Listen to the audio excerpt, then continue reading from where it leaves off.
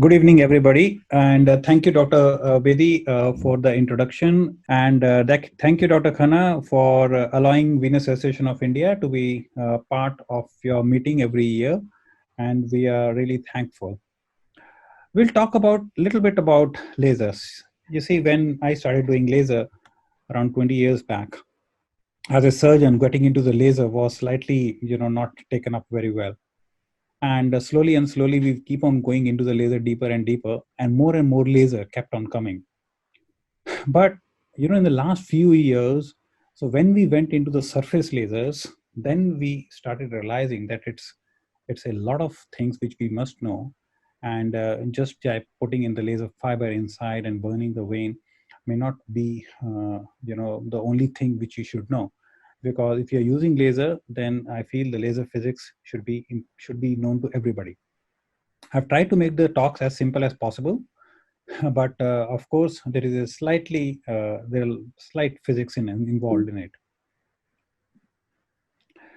We know the laser is light amplification by stimulated emission. What that means is a ray of light comes in, we stimulate it, the electrons, and they come down into the atoms, and they produce some rays which are focused in a straight line, and what the light comes out, we call it as laser.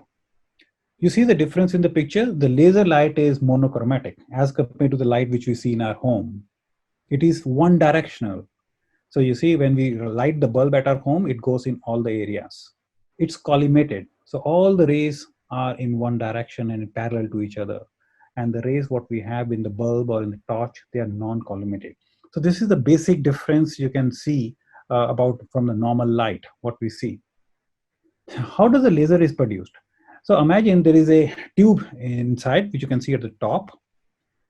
There is a reflector, one at the back end rear reflector, and one is the output reflector, and there is a small hole from which the laser light will come out. Now there is an active medium inside this tube. Now what is an active medium is any crystals which has got an electrons, which if we excited by an external energy, electrons will go high up in the atoms, and then they will come down and will release the photons. So depending upon what crystals you have inside this tube, you could have an NdY and ruby, which we call a solid laser. Then you could have a dyes, then you call a liquid laser. And you could have a gases inside, carbon dioxide, helium, neon, you called it as a gas laser. So depending upon what is the compound inside, we label it as like a solid NdY laser. So you cannot have an NdY gas laser. Okay, so if you say a gas laser, it means you're using a CO2. So when you say CO2 laser, means the medium inside in that is the CO2 gas.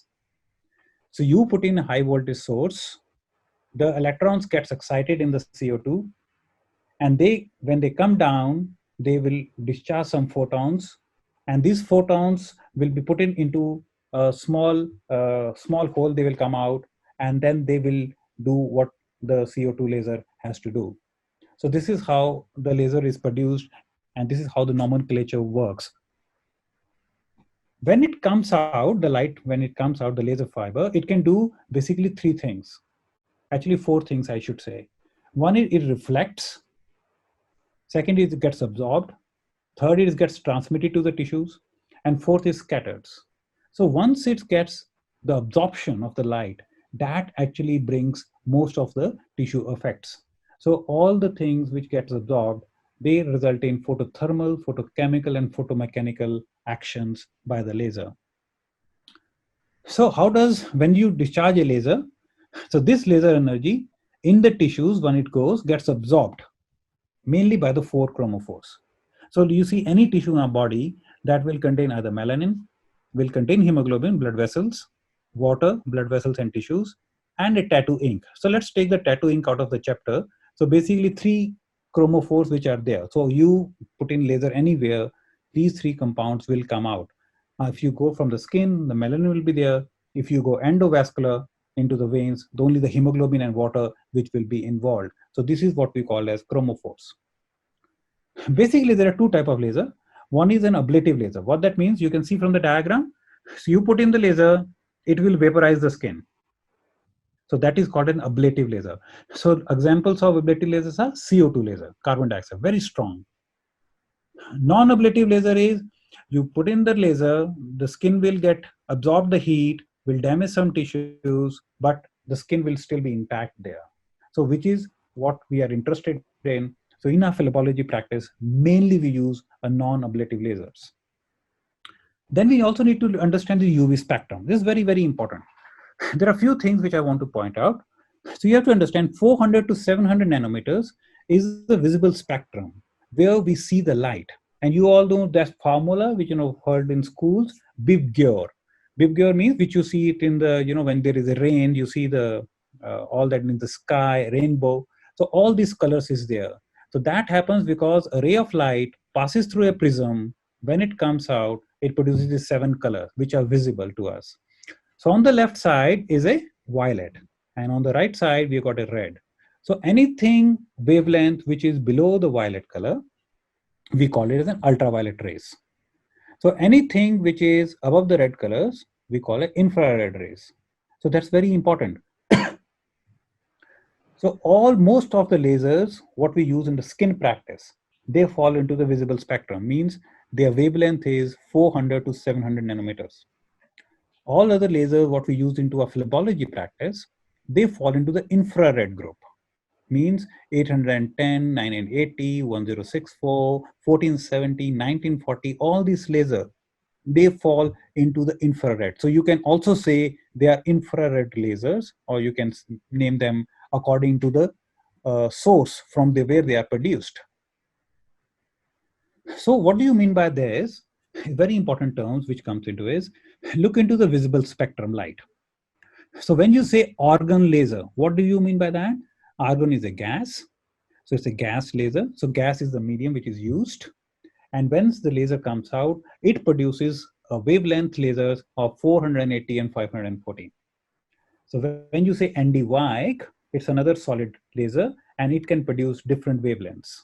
It can produce 532 wavelengths. It can produce 1064. It can produce 1094 laser. So different wavelengths can be taken off from one medium.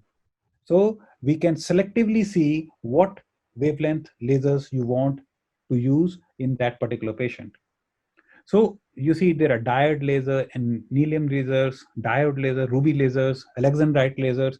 So all these lasers have got different wavelengths depending upon what wavelengths you want to produce from the machine.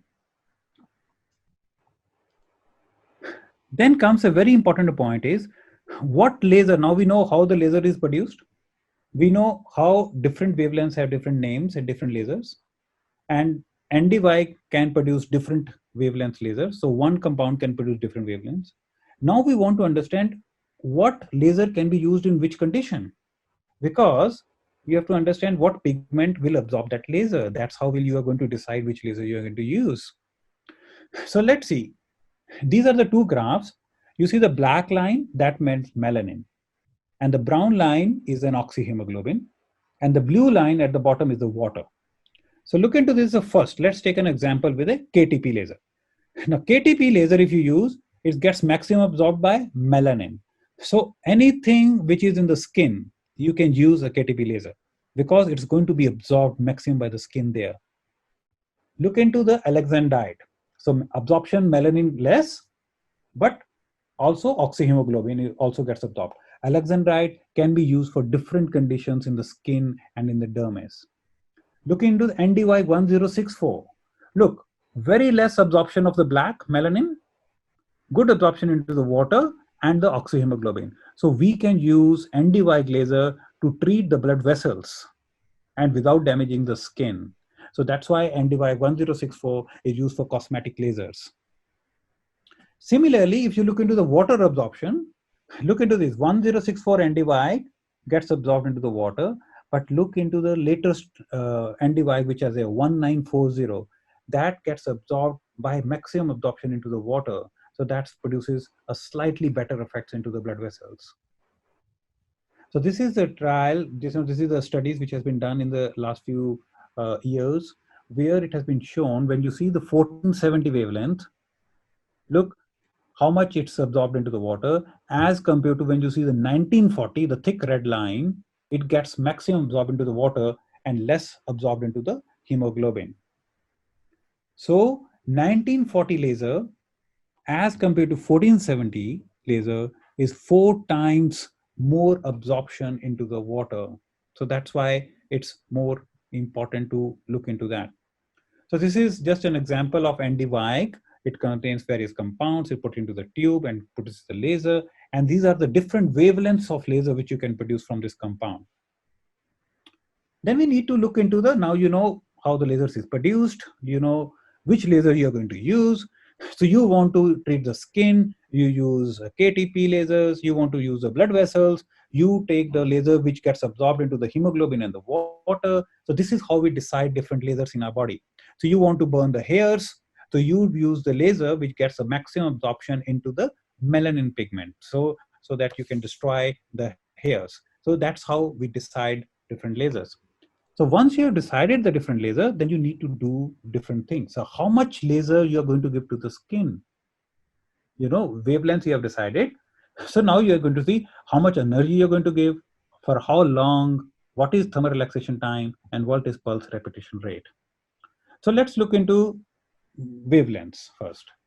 So longer wavelengths, they will penetrate deep into the tissue. So if you have a CO2 laser, which has got a longer wavelength of 10,000, is going to go much deeper.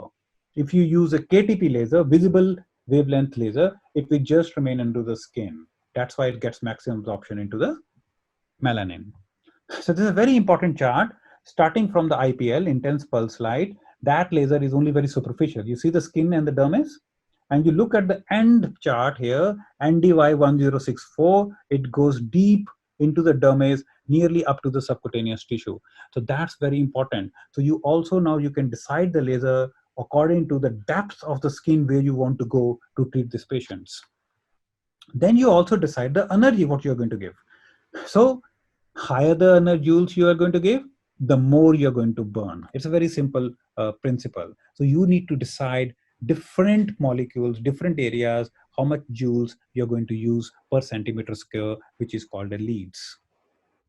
Then you're also going to decide the pulse, means how fast the laser should go and stop. Depending upon that, we divide the laser into three groups: milli lasers, nanosecond lasers, and pico lasers. So depending on that, because picosecond means it will just go and vanish. You know what will happen is, the faster the laser goes and comes out, the more better effects it will have, and will have a less damaging effect on the skin. So that's why pico lasers are being used now for tattoo removals very nicely. Looking at the pulse duration. So you can see, if you want to use a longer pulse, how does the energy gets used? If you use a shorter pulse, look how the energy will go up in a very fast and very high level of power will go into the shorter pulses. So this is a very important slide, I will say. So let's say if you want to treat superficial skin lesions, so you use shorter wavelength, as I told you, shorter pulse width, small spot size, and low influence. Means less energy, small spot size of the laser, short pulses, and shorter wavelength. You want to go deep into the tissues, you use a longer pulse width, larger spot size, and higher the frequency. So what that means is, if you want to use treat a C1 lesions, let's say very capillary malformations or capillary things, you use a shorter ones. If you want to use a reticular veins in the skin, then you can use the other lasers, other larger spot size. Let's leave this because it's a bit poor. Let's see the endovenous lasers.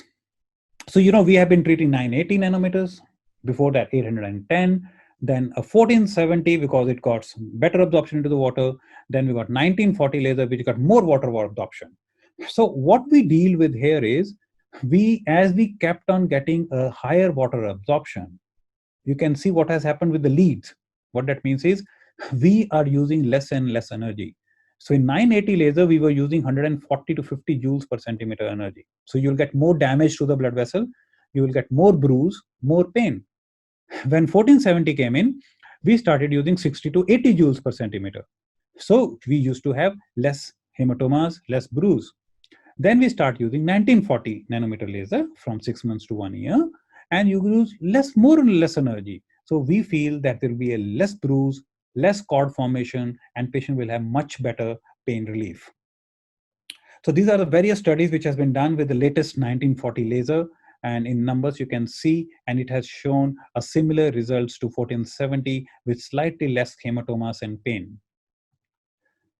So does it make a difference what wavelength? Yes, absolutely. As I've already told you, carbonization rate in all lasers, as you can understand, carbonization will happen in all the lasers, because as long as the blood will be there in touch with the tip of the fiber of the laser, you will get a carbonization. It all depends upon, if you give more energy, you will get more carbonization. Type of fiber. So there are various type of fiber which are available. So one is the bare tip fiber, which is the standard fiber which we have been using from 20 years. It used to come in 600 micrometer. It is also comes under 400 micrometer. Depending upon if you want to treat the perforator, you can use the 400. There was a tulip fiber which came in so that the laser fiber does not touch the blood vessels. It didn't pick up. There were a lot of drawbacks. Then there came in angiodynamics, never touch fiber. It also never picked up. Then came a radial fiber around 10 years back, 8 to 10 years back, by the Biolytic and another company. The diameter was 1850 micrometers, and the energy used to come from the sides, not from the tip of the fiber. Now that made a really good difference, because in the bare tip, all the laser energy used to go out from the front, and in the radial fiber, all the laser energy goes from the side. So you can burn very 360-degree. All the wall of the vein gets burned very nicely. So that's why the closure rates were better. How does the double ring laser fiber? The radial fibers comes into two, one ring and two rings. So what do you mean by two ring fiber is, if you have two rings here, so if you want to deliver, let's say 60 joules per centimeter, so 30 joules will be delivered in the front, 30 joules will be delivered from the previous one. So there are two prisms which are 6 mm apart, and external diameter is 1850, and this will circumferentially 360-degree will burn the vein at 2 points. So this is, you can look into from this diagram, and you can imagine how different fibers will burn the vein, and you can see how the radial fiber has taken over of all the other fiber. So the radial fiber is the standard fiber before we get to any other better fiber than this. So this is radial laser fiber looks like. Bare tip fiber, you can see in the vein how it will act, and look at the radial laser fiber how it will act. A single ring and the double ring fiber, and how it feels like on your hands when you look into the radiation. This is another very important new fiber which has come up in the last 2 or 3 years. One is a radial slim fiber. It's a very, very slim fiber. It can go, you don't have to put in a sheath. So it can go through the 16 gauge. It's available in 2 ring. Then there's a radial swift fiber. It can go from the 14 gauge cannula. So you don't have to put in a sheath at all. So I'll skip this slide because this is from the cosmetics. I'll just put in last slides here. So look into these huge varicose veins. So you can actually treat all these veins with a laser. So this patient was treated with a 1940, put in a 6-French sheath here under local anesthesia. You burn the vein after tumescence, give foam sclerotherapy, and you can look at the results on table. So all the varicosities can be treated with the veins under local anesthesia without any cuts. So similar results you can get in this group of patients. Another venous ulcer with compression, antibiotics, and lasers. You can get fantastic results. And this is the spider veins. So when you come to the cosmetic spider veins, these have to be treated with an NDY laser. So we use an NDY 1064 laser along with the sclerosant here. And so you can get a very nice cosmetic results. As I told you, NDY can go up to the dermis, so you can treat reticuloveins. And if you alter the spot size, you can also treat the superficial part of these veins very nicely with sclerosants.